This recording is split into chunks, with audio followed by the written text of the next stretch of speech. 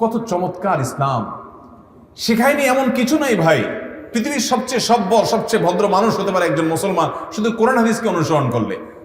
আপনার কারণে একটা মানুষের যদি হক নষ্ট হয়, অধিকার নষ্ট হয়, কষ্টের কারণ হয়, তার যদি কোনো ক্ষতি হয়, তার যদি কোনো অসুবিধা হয়, একজন মুসলমান তিনি তো মুসলমান তখনই হবেন আল মুসলিমান সালিম আল মুসলিমুনা মিন লিসানিহি ওয়া ইয়াদি, যার হাত এবং মুখ, তার আচার আচরণ দ্বারা অন্য মুসলমানরা সবাই নিরাপদে থাকবে, সেফ থাকবে, কারোর কষ্ট হবে না, সেই তো মুসলমান হবে। অতএব এগুলো বিবেচনা করা লাগবে কি লাগবে না? ভাইরা আমার, মোবাইলে যখন আপনি কথা বলবেন, কাউকে কল দিবেন বা কাউকে যখন ডায়াল করবেন, তখন আদব হলো, শিষ্টাচার হলো, ইসলামী শিষ্টাচার হলো নিজের পরিচয় উল্লেখ করা। বিশেষ করে যার কাছে আপনার নাম্বারটি সেভ আছে কিনা আপনি জানেন না, শিওর না, এরকম ব্যক্তির কাছে যখন আপনি কল করবেন, ডায়াল করবেন, তখন অবশ্যই প্রথমে সালাম দিয়ে নিজের পরিচয় দিবেন। আসসালামু আলাইকুম রহমতুল্লাহ, আমি অমুক বলছিলাম অমুক জায়গা থেকে। এভাবে পরিচয় দেওয়াটা সুন্নাহ। অনেকে পরিচয় দেওয়াটাকে নিজের জন্য অসম্মান মনে করে। দেখবেন যে সালাম দিয়ে মোবাইলে কল করে এরপরে কথা শুরু করে দেয় এবং বলে যে আমি কে বলছি বলেন তো, চিনতে পারছেন আমাকে? এরকম বলে না অনেকে? আপনি কি হয়ে গেলেন ভাই, আপনাকে চিনতেই বাধ্যতামূলক হবে, বেচারা এই টাইমে অন্য কোনো পেরেশানিতে আছে, হয়তো চিনতে পারে না, হতেই পারে, কিন্তু অনেকে এরকম বলে, আছে না নাই? বুখারী মুসলিম এক জায়গায় বর্ণনা করেছে, একবার নবী করিম সাল্লাল্লাহু আলাইহি সাল্লাম তার কাছে একজন ব্যক্তি আসলেন, এসে নবী সাল্লাল্লাহু আলাইহি সাল্লামকে ডাক দিলেন। দরজার অপর প্রান্ত থেকে নবী করিম সাল্লাল্লাহু আলাইহি সাল্লাম বললেন, কে? নিজের পরিচয় দেন। তখন উনি বললেন যে আনা, আমি। নবী করিম সাল্লাল্লাহু আলাইহি সাল্লাম খুব রাগত স্বরে দরজা খুলে বের হয়ে এসে বললেন, আনা আনা, আমি আমি, এটা কোন ধরনের পরিচয়? অর্থাৎ তোমার কি নাম নাই? আমি আবার কি? আমি আমিত্ব, এগুলো তো অহংকারী লোকদের ভাষা, নিজের নাম উল্লেখ করতে হবে। এই জন্য ভাইরা আমার, যখন কারোর সাথে যোগাযোগ করবেন, কথা বলবেন, তখন ইসলামী শিষ্টাচার হলো নিজের পরিচয় উল্লেখ করা। বিশেষ করে যার কাছে আমার নাম্বারটি সেভ নেই মনে হচ্ছে, তাকে নিজের পরিচয় নিজে দিবেন। এটা ভদ্র মানুষের কাজ। আপনি যদি হঠাৎ করে বলেন যে চিনেন নাই আমাকে, এটা কোনো কথা ভাই? আপনি আমার গলাটা ভুলে গেছেন, আপনি আমারে ভুলে গেছেন, তাকে বিব্রতকর পরিস্থিতির মধ্যে ফেললেন। এটা কোনো সভ্য মুসলমানের কাজ হতে পারে না। একজন ভদ্র মানুষ, একজন মুসলমান, তিনি নিজের পরিচয় নিজে দিবেন এবং অন্যকে বিব্রতকর পরিস্থিতিতে ফেলবেন না। ফোনে কথা বলার সময় অবশ্যই খেয়াল রাখতে হবে আমি যাকে কল দিচ্ছি তিনি এখন কোন অবস্থায় আছেন, কোনো কারণে তার কোনো প্রকার বিরক্তির কারণ হচ্ছে কিনা, অসুবিধার কারণ হচ্ছে কিনা। অনেকে দেখবেন কোনো টাইম নেই, টেবিল নেই, যখন তখন কল দিয়ে বসে। আমাকে একবার একজনে রাত 12টা কিংবা 12:30 দিয়ে কল দিছে। একবার না, দুইবার না, অনেকবার কল। পরে ধরলাম, ভাই এত রাতে কল, কে? বলে যে না ভাই তেমন কিছু না, এমনি আপনি কেমন আছেন, শরীর ভালো, একটু খোঁজ খবর নেওয়ার জন্য ফোন দিলাম। তো বললাম ভাই আপনার খোঁজ খবর নেওয়ার যে এত বড় জজবা, মাশাআল্লাহ, রাত 12:30 দিকে জজবা হঠাৎ করে উঠলো আপনার।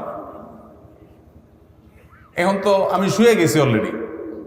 ও আচ্ছা আচ্ছা, সরি, ঠিক আছে, আছেন তো, ভালো আছেন তো, ঠিক আছে, অন্য দরকারি কিছু না। ভাইরা আমার, এমন যদি দরকারি কথাও হয়, ইসলামী শিষ্টাচার হলো আপনি যাকে কল করছেন ওই লোকটার আপনার ফোন কলের কারণে কোনো ডিস্টার্ব হচ্ছে কিনা এটা খেয়াল করা। আমাদের দেশে এগুলো দেখা দেখি নাই। দেখবেন যে কল দিচ্ছে তো দিচ্ছে, দিচ্ছে তো দিচ্ছে, 5 বার 7 বার, মানে ধরবা না, মানে তোমার 14 গোষ্ঠী সহ ধরবে। এরকম একটা গায়ের জোর ভাব থাকে না অনেক কলারদের মধ্যে, ডায়ালারদের মধ্যে এরকম থাকে না যে কল করতে থাকে। এটা ভাই ইসলামী আদবের খেলাফ। ইসলাম আমাদেরকে শিষ্টাচার শিখাইছে, প্রতিটি বিষয়ে নবী করিম সাল্লাল্লাহু আলাইহি ওয়াসাল্লাম শিষ্টাচার শিখাইছে। কোরআনে কারিমে আল্লাহ তাআলা বলেছেন, তুমি যদি কারোর বাসায় যাও, কত চমৎকার ইসলাম! শেখায়নি এমন কিছু নাই ভাই। পৃথিবীর সবচেয়ে সভ্য, সবচেয়ে ভদ্র মানুষ হতে পারে একজন মুসলমান শুধু কোরআন হাদিসকে অনুসরণ করলে। কারোর কাছ থেকে কোনো কালচার তার ধার করা লাগবে না। তার চেয়ে বড় সংস্কৃতি সচেতন, তার চেয়ে বড় সভ্য মানুষ দুনিয়াতে আরেকজন হবে না যে কোরআন হাদিসকে শুধু অনুসরণ করবে। এই কোরআনে আল্লাহ তাআলা আমাদেরকে শিখিয়েছে, তুমি যদি কারোর বাসায় যাও, কারোর সাথে সাক্ষাৎ করতে যাও, সালাম দিয়ে অনুমতি নাও ভেতরে যাওয়া। যদি তোমাকে ভেতরে যাওয়ার অনুমতি না দেওয়া হয়, তুমি ফেরত যাও, সেটাই তোমার জন্য অধিকতর কল্যাণের। তার মানে তোমাকে যদি সে রিসিভ না করে তাহলে তুমি ফেরত আসো। তার মানে গায়ের জোরে তুমি ঢোকার চেষ্টা করো না। এখন আপনি কল দিচ্ছেন, হ্যাঁ, ইমার্জেন্সি বিষয় হতে পারে যে আমি এই মুহূর্তে কল না দিয়ে পেলে তাকে আমার বড় ক্ষতি হবে বা তার বড় ক্ষতি হবে, সেটা ভিন্ন বিষয়। কিন্তু অনেককে দেখা যায় সাধারণ বিষয়ের জন্য অনবরত কল দিয়ে থাকে। যাকে কল দিচ্ছেন ওই আল্লাহর বান্দা হয়তো নামাজে আছেন, মোবাইলটা যদি তার সাইলেন্টও থাকে, ভাইব্রেশনের কারণে মনোযোগ নষ্ট হচ্ছে, হচ্ছে কি হচ্ছে না? এরপরে লোকটা হয়তো টয়লেটে আছেন, বেচারা টয়লেটই বন্ধ হওয়ার দশা হয়ে যায় আপনার ফোনের ঠেলায়। হয় কি হয় না এরকম? দেখা যায় বেচারা এমন কোন একটা জটিল হিসাব নিকাশ নিয়ে বসছে, এখন আপনার ফোনের পরে ফোন, বেচারা মাথা পুরাই আউলা জাউলা হয়ে যাচ্ছে।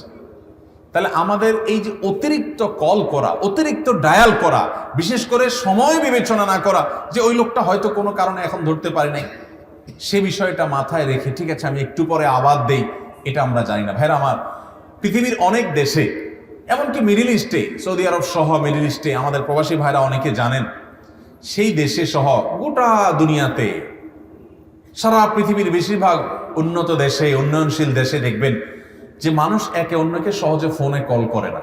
তাহলে কি করে তারা? SMS আদান প্রদান করে, যে মেসেজ পাঠাই নিলাম, তার সুবিধা অনুযায়ী সে দেখে আমাকে তার সুবিধা অনুযায়ী রিপ্লাই দিয়ে দিল, জবাব দিয়ে দিল। আর আমাদের দেশে মেসেজ মানুষ বুঝেই না, বেশিরভাগ মানুষ, ঠিক না ভাই? ঠিক।